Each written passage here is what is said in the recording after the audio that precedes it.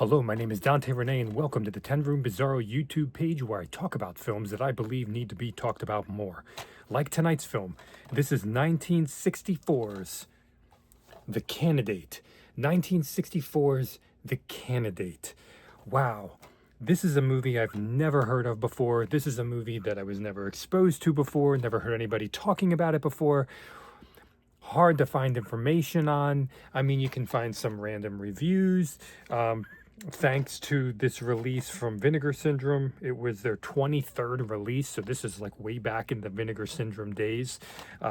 This is a black and white film, and pretty damn unknown. Directed by Robert Angus, starring Mamie Van Doren, June Wilkinson, Ted Knight, Eric Mason. There are some playmates in this film, but there is no nudity. But there are playmates in this film, which was kind of a selling point. Now, Ted Knight, you know, from 80s television shows, and, you know, but in general, he was a pretty big name. There he is right there. He was always had gray hair. So you're going to see my eyes divert because I did write some notes here. So let's get into this film, and I'm going to read the back real quick here. It says, a salacious political satire involving the sexcapades of an up-and-coming politician played by Ted Knight. Let's get into The Candidate. Now, this is such a unique vibe of a film because there is a sophistication to it. There's a sophistication to it. There's a vibe, at least seemingly, to it, where it's almost like, oh, you know, my grandparents might like to watch this. And then it's like, no, they wouldn't want to watch this. We have politics. The one running, the senator, and his helper, also involved in politics. Okay, so we have these two guys in particular seeped in politics here. We have a trial. We have a political trial going on here, which kind of acts as the wraparound story. And then what is being spoken about during the trial you see in the past, but then we also move up to the present, like a lot of anthology type films will do. Now, we have in here abortion, mental illness, anesthesia dreams, love, romance, sex, stag films, sex toys. Now, wait a second here. There's a lot going on here that I just mentioned, and you're saying to yourself, you said that my grandparents would watch this film? Well, no. I said they would, and then they'd be like, what is this? Now, there's no nudity in this film, but the word that was on the back of the DVD box, salacious, yeah, definitely, but also off-kilter, and a bit disturbing, and a bit dark, and a bit kinda, well, edgy would be a great word. Medical doctors and psychological doctors. Women and men. The differences between women and men in how they view sex. Now, this is something that can carry on into a lot of different films, but in this particular film, there is something. Well, I'm going to get into it a little bit more in a bit. Commitment in relationships or free love in relationships. Positions of power with sex. Let's see, this is where it goes. So when people talk about power in sex, a lot of times they're talking about their sexual proclivities or fetishes, where they like S&M or someone being a dominant over them, or, you know, bondage and things like that. BDSM, or the famous book movie series 50 Shades of Grey. But positions of power don't only have to be within the S&M world, as we know. It can be political. It can be educational. There are the legal age laws change amongst the states in America, but then they also change amongst countries.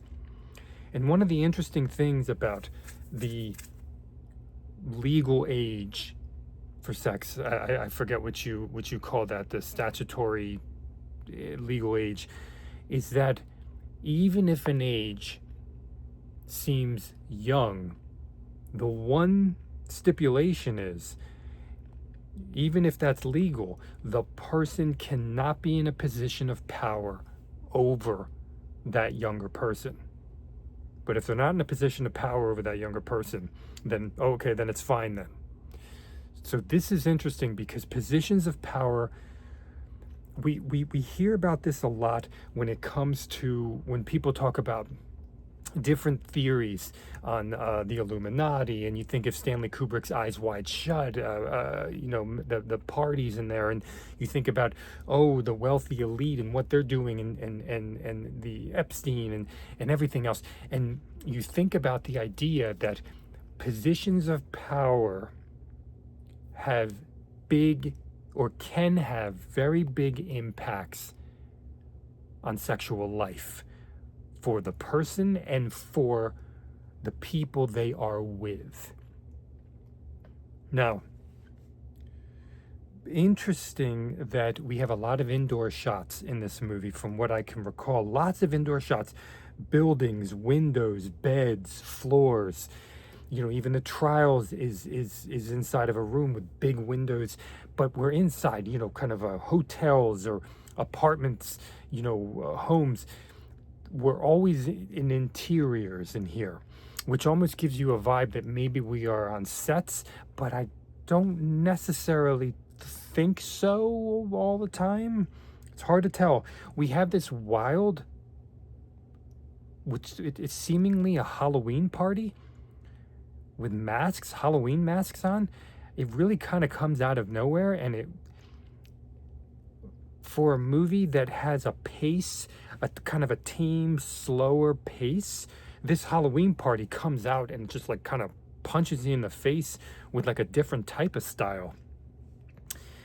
Speaking of style, the opening credit sequence of this film is so creatively imaginative and unique and eye-opening and fascinating, the way that they use the credits. Now, I have seen similar to that style before in other credit sequences for films. For some reason, I could be wrong here.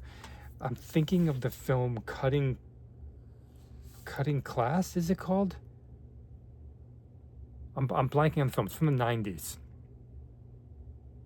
I could be wrong. The opening credit sequence.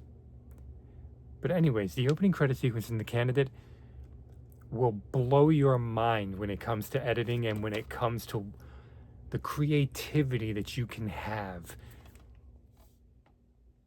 going against the grain when it comes to credits. Very, very cool. And we have this shot of big windows at night and a thunderstorm, almost looking film noirish a bit.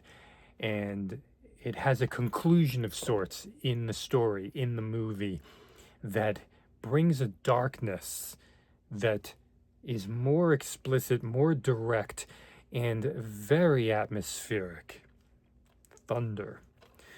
The Candidate is dramatic, talkative, not explicit, but comedic, dark, sexy, dramatic, and overly relaxed.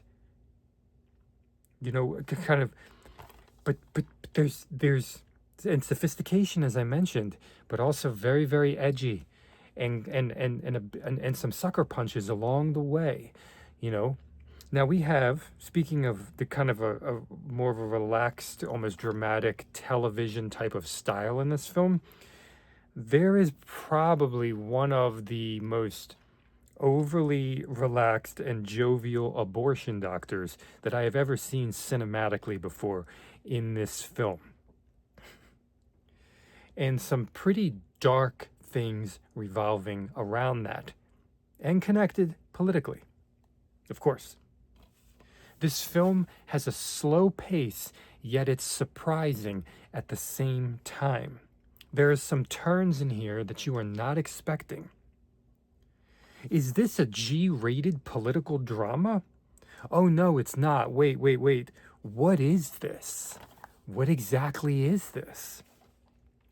I have to tell you, there's some very hot kissing in this film. I think it's the first time you see two people kissing. Some reason, I just thought it was really hot kissing. Especially with the vibe that you were maybe initially kind of, what is this? You know what I'm saying? I mean, look at the poster for the film, right? Look at the poster. Great artwork. Probably pencil drawn. And then salacious. And playmates with no nudity. So sexy.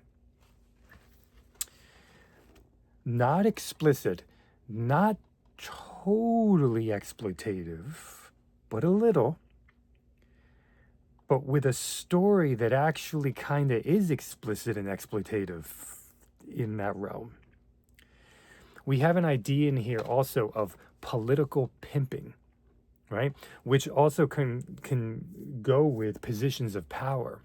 You know, positions of power can be in every single relationship, friendships, dating, marriages. But how does it, I mean, everybody seems to have a role a lot of times in their relationships. How can it go south? How can it get bad when power is utilized in a way? Now, what if in a way that's more powerful? More, is it because it's more self-serving? Is it because it hurts other people? Is it because it hurts yourself? Is it because, what if the positions of power, even politically, political pimping, is something that the girls like too, though? So how does this all kind of move in here? You know, politics and sex, not something that is very foreign to our news. And as I mentioned, there is a interestingly almost film noirish, almost gothic, dark, atmospheric ending to The Candidate. There are definitely things to be said in this film. I mean, they said satire, yes, but it's not in the typical satire that you might be familiar with like, you know, really kind of over the top laughs. Okay? You know, Frank Zappa was looked at as satirical. Lloyd Kaufman is looked at as satirical. This has it, but in a slightly more unassuming type of fashion. It's almost more dramatic. It's almost like, oh, I'm watching a story. But meanwhile, there are some turns and some punches to the face that make you think, oh, there is a bit of a middle finger in here. There is a bit of a message. There is a bit of a play with what we know. I don't want to say message, but a play with what we know. With what we know. And moving around that. And also having some fun with it. But man, oh man, there is some darkness in here involving the mind and